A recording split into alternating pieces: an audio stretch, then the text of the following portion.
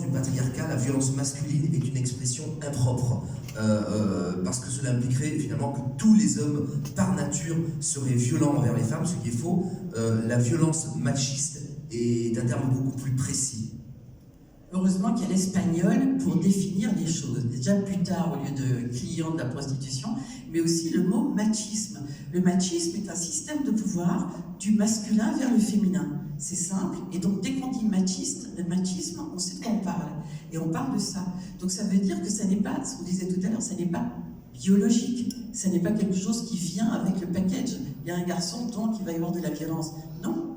Il va y avoir de la force peut-être, de la puissance, mais ça, c'est bienvenu, mais pas de la violence, quoi. Et oui, je trouve que c'est important de le dire, c'est important d'en parler, c'est important de savoir que les hommes dans cette affaire, ils peuvent être soit en face en tant qu'adversaires, soit à nos côtés en tant qu'alliés, et que c'est là la place de... C'est pour ça que je dis que les vrais hommes sont féministes, ça a un sens, hein, je dis pas ça au pif, juste pour faire une formule, je dis ça parce que j'estime que ne peut être féministe qu'un homme assez sûr de lui et de sa virilité pour ne pas craindre qu'elle soit remise en cause par l'ombre d'une autonomie féminine. Les hommes qui sont les ennemis des femmes sont ceux qui ont besoin de les écraser pour se sentir exister.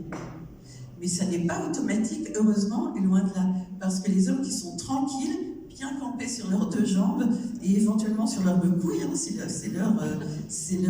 sont les bienvenus à être ce qu'ils sont, à savoir des hommes. Et ils sont à nos côtés contre un système de domination qui est d'une violence qui n'épargne personne, puisque j'estime que les hommes aussi en sont victimes dans cette espèce de processus de mutilation de leur sensibilité qu'est l'éducation qu'on donne aux garçons.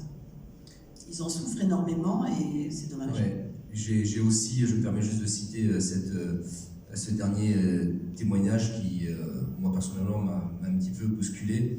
Vous évoquez le témoignage d'une Allemande qui a survécu à la défaite des nazis et qui dit que la différence entre la guerre et la paix, c'est que les violeurs n'étaient pas habillés pareil. C'est que les violeurs n'étaient pas habillés pareil.